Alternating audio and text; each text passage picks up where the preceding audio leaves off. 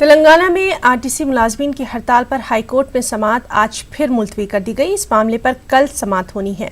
High court RTC की हड़ताल को खत्म करने के लिए गौर खौस कर रहा है। कोर्ट इस मामले पर बहुत जल्द एक कमेटी भी तश्कील देने की तैयारियों में है। ये कमेटी सुप्रीम कोर्ट के 3 साबिक जजों पर मुश्तमिल होगी। इस सिलसिले में अदालत ने एडवोकेट जनरल को हुकूमत की राय लेकर जवाब देने की हिदायत दी है। तेलंगाना भर में आरटीसी मुलाजमीन की हड़ताल जारी है। आरटीसी हड़ताल 40वें दिन भी जारी रही। खम्मम में हड़ताली मुलाजमीन ने मुनफरिद अंदाज में एहतजाज किया है। हड़ताली आरटीसी मुलाजमीन ने खम्मम डिपो से बस स्टैंड तक रैली निकाली। अपोजिशन जमातों के लीडर भी रैली में शिरकत करते हुए हड़ताल की तायद करते नजर आए। हड़ताली मुलाजमीन ने बस स्टैंड के अहाते में खाना बनाया और सड़क पर बैठकर खाना खाया भी। सतपली डिपो के करीब भी आरटीसी मुलाजमीन ने एहतजाज किया।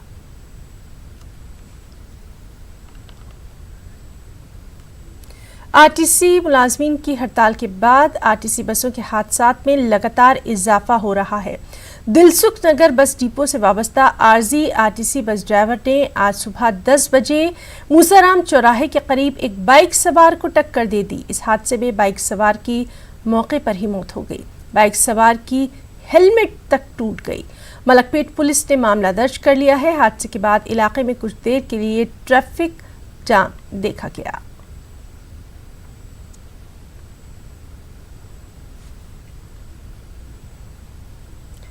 सदर कुल हिंद मजलिस इत्तेहादुल मुस्लिमीन असदुद्दीन अवैसी ने कहा है कि मुल्क हिंदू राष्ट्र के रास्ते पर जा रहा है।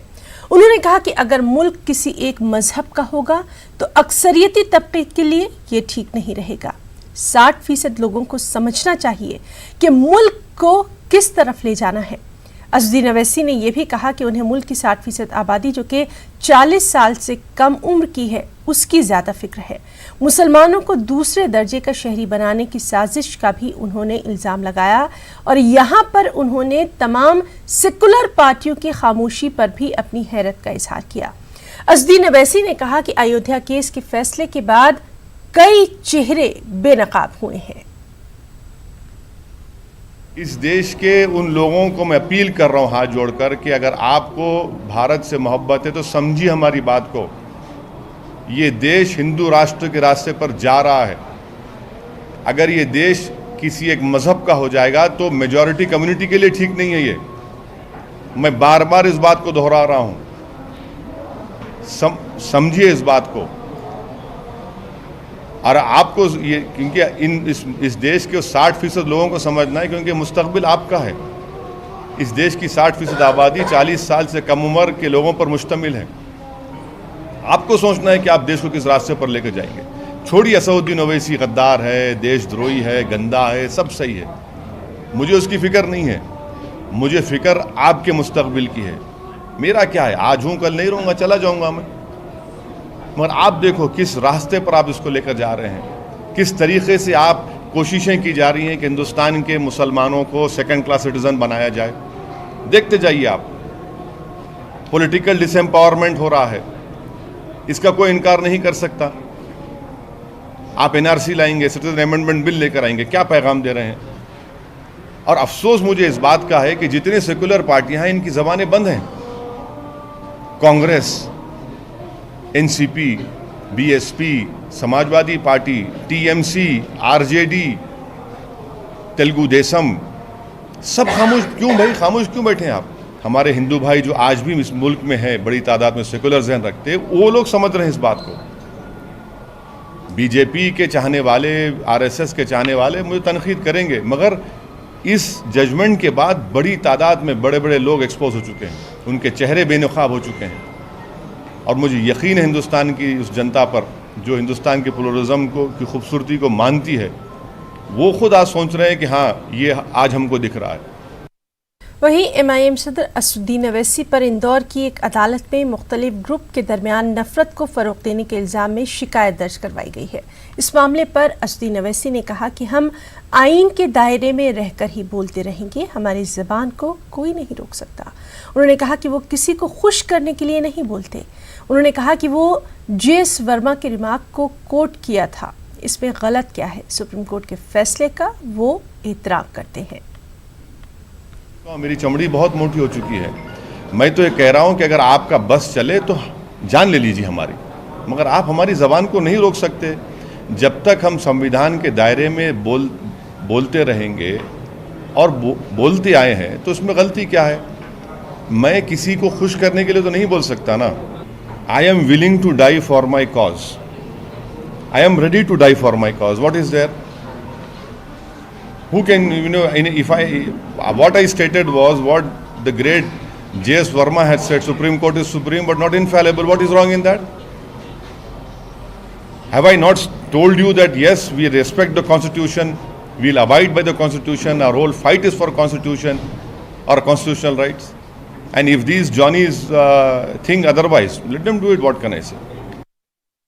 जीएचएमसी के मुलाजमीन और उनकी फैमिली के लिए हेल्थ इंश्योरेंस स्कीम की सहूलियात फराहम की गई हैं। मेयर बीराम मोहन ने इंश्योरेंस कंपनी को 3 करोड़ 72 लाख रुपए की रकम जारी की है। जीएचएमसी में जुमला 5156 मुस्तकिल मुलाजमीन हैं।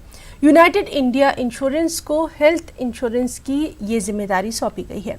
मेयर ने मीडिया से बातचीत में कहा कि मुलाजिम, उनके 2 बच्चे और माँ बाप को इंश्योरेंस स्कीम से फ़ायदा पहुँचेगा।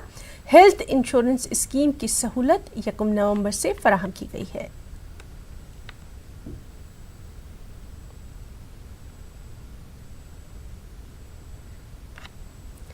अलहदा तेलंगाना रियासत के क़याम के बाद खुदकुशियों का सिलसिला खुद ब खुद ख़त्म हो जाएगा।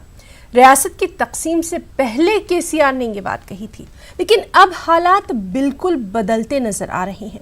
कांग्रेस लीडर हनुमंत राव ने केसीआर से कहा है कि अलहदा रियासत के क़याम के बाद भी खुदकुशियों के वाक़यात में लगातार इजाफा ही देखा जा रहा है।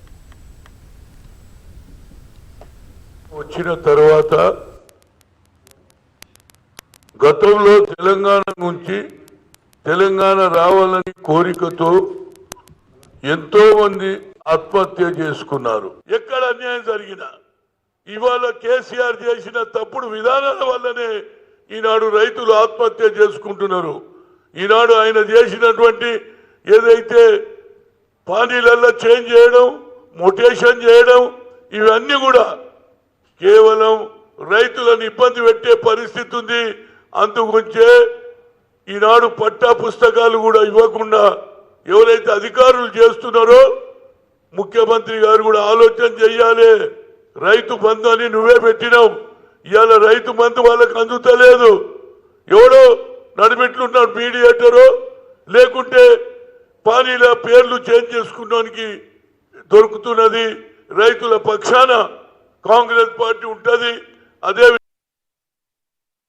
काचीगुड़ा रेलवे स्टेशन पर कल पेश आए हादसे के बाद हुक्काम ने रेस्क्यू ऑपरेशन मुकम्मल कर लिया। रेलवे ट्रैक को आमदरफ्त के लिए बहाल कर दिया गया। रेलवे पुलिस ने हादसे पर एक केस दर्ज किया। वाज़ेह रहे कि एमएमटीएस ने सिग्नल के इंतजार में रुकी इंटरसिटी ट्रेन को टक्कर दे दी थी। इस हादसे के बाद ट्रैक पर आमदरफ्त मुतासिर हो गई थी। ट्रेन के रूट तब्दील कर दिए गए थे।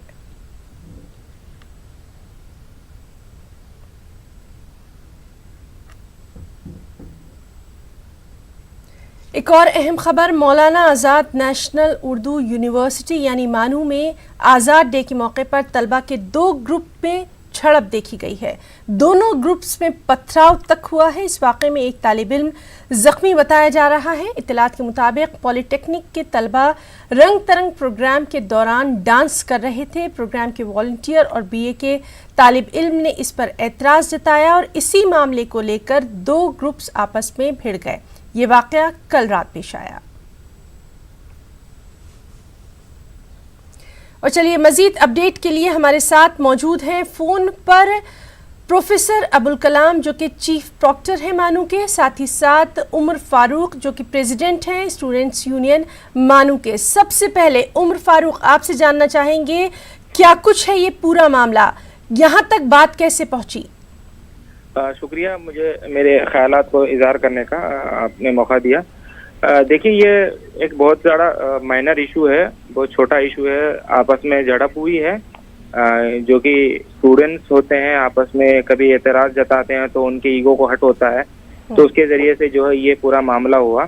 और जो पॉलिटेक्निक के बच्चे थोड़ा वो बचकानी हरकत होती है उनके अंदर, क्योंकि वो उतना मेच्योर नहीं होते हैं, तो उन लोगों के जो सपोर्टर्स थे वो लोग जो है वहां पर बैठे हुए कुछ लड़कों के ऊपर पथराव भी किया और वहाँ यूनियन के जिम्मेदारान भी थे और यूनियन के जिम्मेदार उनको समझाए और उनको खामोश बिठाने की पूरी कोशिश की गई और इंतजामिया की तरफ से भी ये पूरी कोशिश की गई।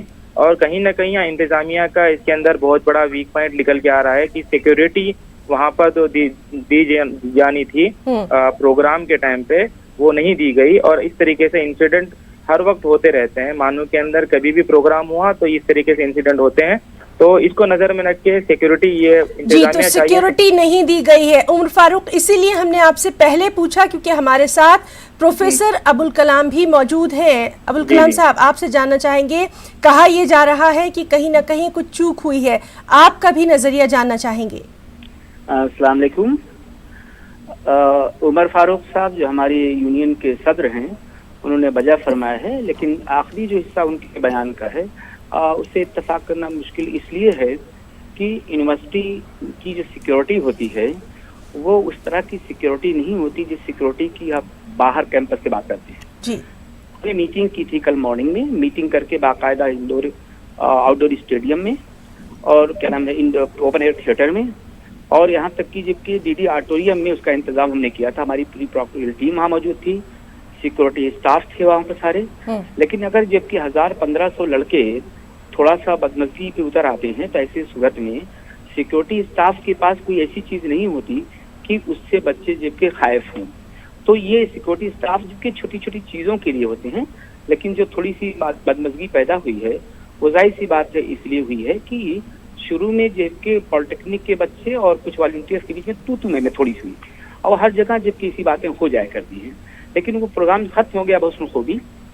बाहर निकलने के बाद कैंपस के अंदर ही मेन बिल्डिंग के सामने कुछ जबकि झड़पें हुई हैं और जिनमें जाहिर सी बात बदमज़गी बढ़ गई बिलाशुबा, ठीक है। लेकिन ये कि 1-2 घंटे के बाद ही मामला बिल्कुल मामूल पे आ गए थे और हमने बाहर से सिक्योरिटी को बुला लिया था, पुलिस ऑफिशियल को बुला लिया था, फिर रात में हमने बैठा के तमाम ग्रुप को देख के सॉर्ट आउट कर लिया है फॉर अ टाइम भी। अभी मैं मीटिंग में हूँ, हमारी प्रोक्टोरियल टीम, सिक्योरिटी स्टाफ, तमाम लोग के लोग यहाँ बैठे हैं। हम लोग जबकि तादीबी इक़दाम जो करेंगे वो एक कमेटी हमने बना ली है 5 मेंबरान की, वो हमको जबकि शॉर्टेस्ट पॉसिबल टाइम में हमको रिपोर्ट सबमिट करेंगे। सबमिट करने के बाद जबकि जो इक़दाम हमको करने होंगे कॉम्पिटेंट अथॉरिटी या डिस्ट्रिक्ट कमेटी से अप्रूवल लेकर हम यकीनन शॉर्टेस्ट पॉसिबल टाइम में हम इक़दाम करेंगे। जी अबुल कलाम साहब, हमारे पास ये भी इत्तलात हैं कि जो चांसलर हैं फिरोज बख्श साहब, उन्होंने एक खत लिखा है, उस सिलसिले में कुछ तफसीलात? देखिए मुझे उसका कोई बहुत नहीं है और देखिए मुझे इल्म है या मेरी पूरी टीम को इल्म है कि हमें क्या करना है। हमारे पास बाकायदा ये रूल है डिसिप्लिन कंडक्ट का, उसकी रोशनी में हम काम करते आए, तकरीबन 1 साल उसको हो गए हैं। ये छोटे छोटे वाकयात किसी भी यूनिवर्सिटी में होते हैं, खासतौर से जबकि ये प्रोग्राम का आजाद डे सेलिब्रेशन का आखिरी हिस्सा था, आखिरी कड़ी थी रंग तरंग। और रंग तरंग में होता क्या है कि लड़के गाना गाते हैं, उसमें डांस भी करने लगते हैं। जाहिर सी बात वहाँ पर एक कल्चरल जबकि हमारा जो रिलीजियस एस्पेक्ट है और फिर लिबरल एस्पेक्ट है, दोनों टकराते हैं। उस टकराव की वजह से थोड़ी सी बदतमीजी पैदा हुई, बट दैट इज ओवर। हमारे प्रेसिडेंट साहब ने वजह फरमाया, छोटी सी बात थी, लेकिन प्रेसिडेंट साहब ने जो फरमाया है यकीनन उन अमूर पर हम जरूर जबकि मजीद देखेंगे और यकीनन जबकि बेहतर से बेहतर उनके ताउन से, लोगों के ताउन से करने की कोशिश करें। कोई वजह नहीं बनती कि आइंदा ये ना हो, इंशाल्लाह नहीं होगा। जी, तो आइंदा ये सब सूरत हाल ना हो, ये बात आपने कही है। बहुत बहुत शुक्रिया न्यूज़ 18 से ख़ास बातचीत के लिए। तो नाज़रीन, हमारे साथ मौजूद थे उमर फारूक जो कि प्रेसिडेंट हैं तलबा यूनियन के मानू से, और प्रोफेसर अबुल कलाम साहब जो कि चीफ प्रॉक्टर हैं मानू से। आगे बढ़ेंगे। हैदराबाद के काचीगुड़ा में पेश आए ट्रेन हादसे पर रेलवे अहदेदारों ने तशवीश का इजहार किया। साउथ सेंट्रल रेलवे के GM, DRM और दिल्ली से आए रेलवे बोर्ड के अहदेदारों ने सूरत हाल का जायजा लिया। मैकेनिकल, इलेक्ट्रीशियन, सिविल इंजीनियर्स और ट्रैफिक शोबे की कामयाब जद्दोजहद के बाद इस रूट पर ट्रेन सर्विस बहाल की गई। मीडिया से बातचीत में साउथ सेंट्रल रेलवे के जनरल मैनेजर गजानंद मालवीय ने कहा कि सिग्नल सिस्टम फेल होने की वजह से यह हादसा पेश आया, इसकी जांच जारी है।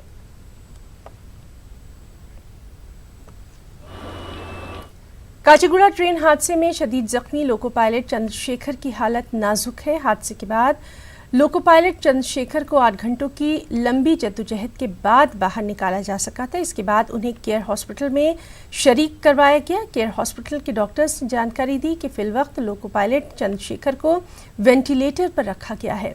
हॉस्पिटल सुपरिटेंडेंट ने बताया कि लोको पायलट के अलावा दीगर 5 मुसाफिर भी हॉस्पिटल में जेर इलाज है।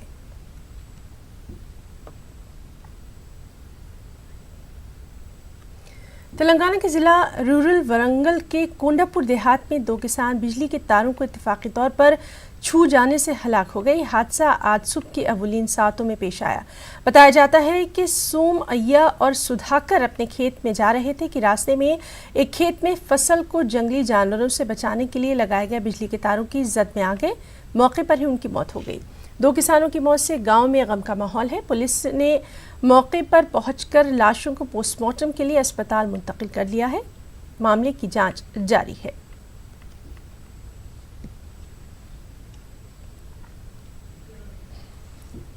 और अब खास बात आंध्र प्रदेश की खबरें। सबसे पहले सुर्खियां। रेत की किल्लत दूर करने की हुकूमत की कोशिश। रियासत में 14 नवंबर से रेत हफ्ता मनाने का वज़ीर-ए-आला का ऐलान। जनसेना पार्टी के सदर ने की गवर्नर से खास मुलाकात। रेत के मसाइल को हल करने बीबी हरिचंदन से मुदाखलत की अपील।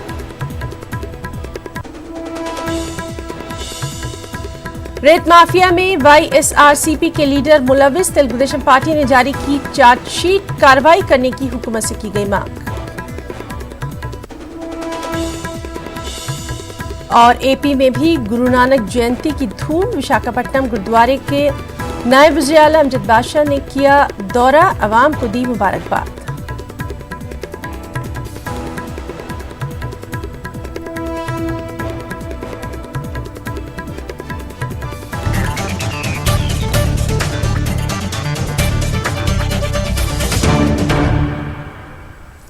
रेत की किल्लत को दूर करने के लिए वज़ीर-ए-आला जगन मोहन रेड्डी ने कई अहम फैसले लिए हैं। आज उद्देदारों के साथ बातचीत के बाद जगन मोहन रेड्डी ने कहा कि रेत को इजाफी कीमतों में फरोख्त करने वालों को 2 साल तक की सजा दी जा सकती है। जगन मोहन रेड्डी ने पड़ोसी रियासतों के सरहदी इलाकों पर चेकपोस्ट कायम करने और वहां पर सीसीटीवी कैमरे नस्ब करने पर जोर दिया।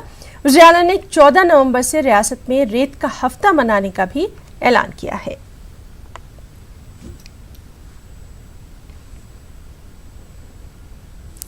तामीरी मजदूरों के मसाइल को लेकर आज जनसेना पार्टी सदर पवन कल्याण ने गवर्नर बिश्वभूषण हरिचंदन से मुलाकात की। पवन कल्याण ने गवर्नर को याददाश्त पेश करते हुए कहा कि रेत की किल्लत के सबब रियासत के 35 लाख तामीरी मजदूर बेरोजगार हो गए हैं।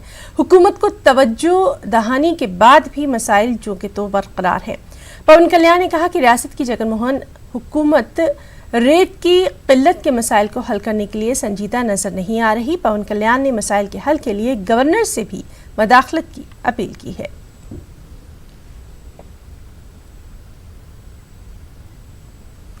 तेलुगु देशम पार्टी की जानिब से आंध्र प्रदेश में रेत माफिया पर चार्जशीट जारी की गई है। तेलुगु देशम लीडर ने बताया कि चार्जशीट में वाईएसआरसीपी के 60 से ज्यादा अरकान असेंबली और लीडरों के नाम शामिल हैं। उन्होंने रेत माफिया में मुलविस अफराद के खिलाफ कार्रवाई करने की मांग की है।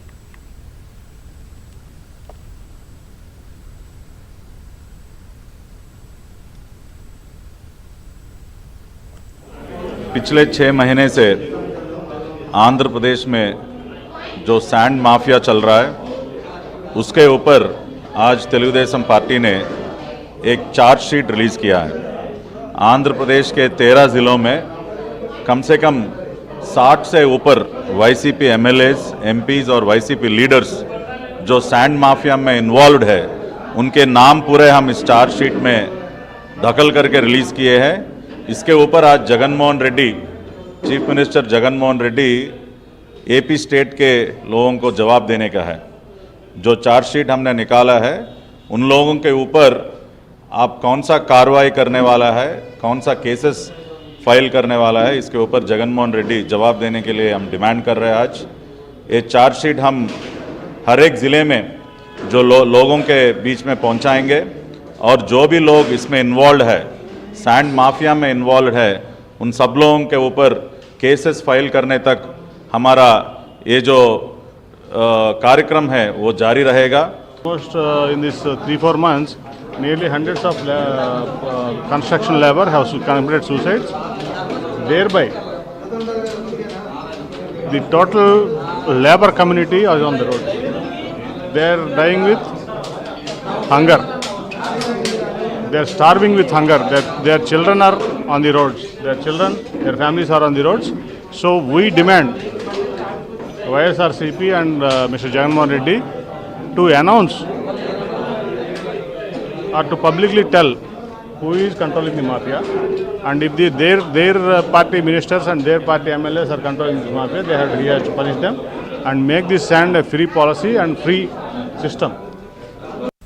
आंध्र प्रदेश में मुबैना रेत की किल्लत और रेत की ब्लैक मार्केटिंग पर लेफ्ट पार्टियों की जानिब से सैंड मार्च मुनक्किद करने का ऐलान किया गया। पुलिस ने लेफ्ट पार्टियों के लीडरों की जानिब से मार्च निकालने की कोशिश को नाकाम कर दिया। लीडरों को घर पर नजरबंद कर दिया गया, कारकुनों को हिरासत में लिया गया। शहर में दाखिल होने वाले तमाम रास्तों पर ही एहतजाजियों को रोक दिया गया।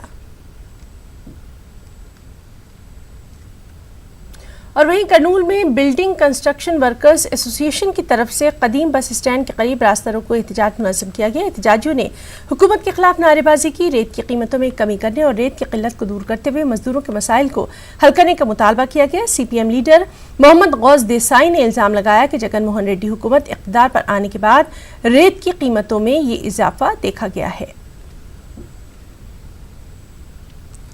सदर मुकाम अमरावती की तरक्की के लिए साल 2017 में सिंगापुर हुकूमत के साथ एक मुआहिदा तय पाया था। अब सिंगापुर हुकूमत ने इस प्रोजेक्ट से दूरी इख्तियार करने का ऐलान कर दिया है। सिंगापुर के वजीर ईश्वरन ने ये बात कही। साबिक तेलुगु देशम हुकूमत ने सदर मुकाम अमरावती में 1691 एकड़ अराजी पर स्टार्टअप प्रोजेक्ट की तामीर के लिए सिंगापुर हुकूमत से मुआहिदा किया था, लेकिन हुकूमत तब्दील होने के बाद स्टार्टअप प्रोजेक्ट की तामीर में दुश्वारियां पेश आ रही थी। इसी की वजह से हुकूमत सिंगापुर ने इस मुआहदे से दूरी इख्तियार करने का ऐलान कर दिया है।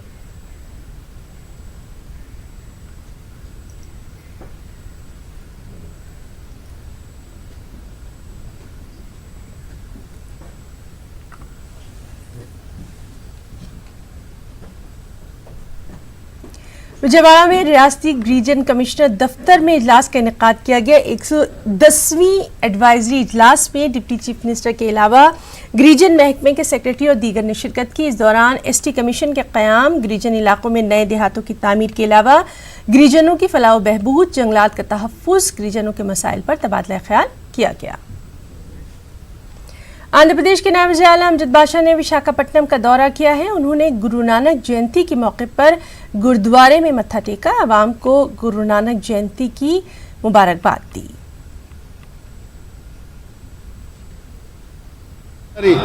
సృష్టికర్త ఒక్కరే, మనందరికీ సృష్టికర్త ఒక్కరే, కానీ మనము వివిధ పేర్లతో మనం పిలుచుకోవడం జరుగుతుంది. ఒకరు రామ్ అని పిలుచుకుంటారు, ఒకరు అల్లా అని పిలుచుకుంటారు, అట్లా వివిధ పేర్లతో మనం పిలుచుకోవడం జరుగుతుంది. కానీ మనమంతా కూడా మానవులము అనేది ప్రతి ఒక్కరు కూడా గ్రహించాల్సిన అవసరం ఎంతైనా ఉంది. ఇది గురునానక్ గారి ఆయన చెప్పిన సందేశాల్లో ఒకటి.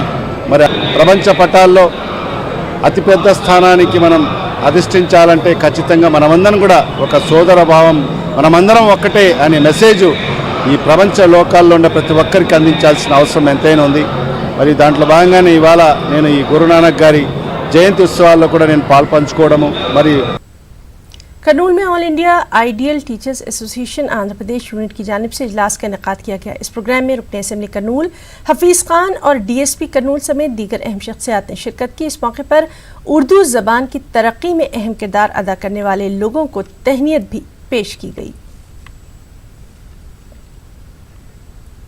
करनूल कलेक्ट्रेट में जिला तालीम और अक़लियती बहबूद शोबे का इजलास मुनक़्क़िद किया गया। इस प्रोग्राम में जिला कलेक्टर करनूल, DAO और अक़लियती बहबूदी ऑफिसर ने शिरकत की। इस मौके पर तालीम की अहमियत और इफ़ादियत पर तफसीली रोशनी डालते हुए जिला कलेक्टर ने कहा कि मुस्लिम अक़लियतों को तालीमी मैदान में आगे आने की ज़रूरत है। जिला करनूल के तेलुगु देशम लीडरों का इजलास मुनक़्क़िद किया गया। इस इजलास में जिला करनूल के लीडरों ने शिरकत की। TDP के जिला सदर सोमी शेट्टी ने जगन हुकूमत की पॉलिसीज़ को तनकीद का निशाना बनाया। इस इजलास में करनूल में मुनक़्क़िद होने वाले महानाडू की तैयारियों का जायज़ा लिया गया। महानाडू 3 दिसंबर से 5 दिसंबर तक मुनक़्क़िद होना है। अनंतपुर में ज़ेर ज़मीन ड्रेनेज सिस्टम को ग्रीन सिग्नल मिल चुका है। रियासती वज़ीर बल्दी नज़्म नस्ख बोत्सा सत्यनारायणा ने आज अनंतपुर के मुख्तलिफ इलाकों का दौरा किया। उन्होंने मकामी लोगों से बातचीत करते हुए मसाइल से वाक़फ़ियत हासिल की।